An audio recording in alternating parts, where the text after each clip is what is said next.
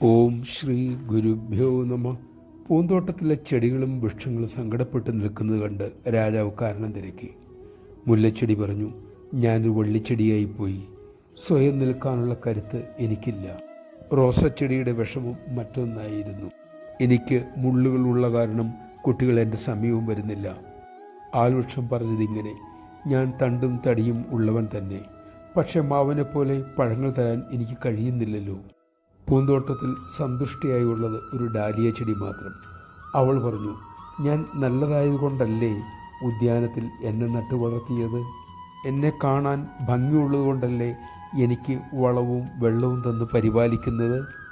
അതുകൊണ്ട് സന്തോഷത്തോടെ ഞാൻ ഏറ്റവും നന്നായി പൂത്തു നിൽക്കുന്നു, എല്ലാവർക്കും സന്തോഷം നൽകുന്നു. നമഃശിവായ.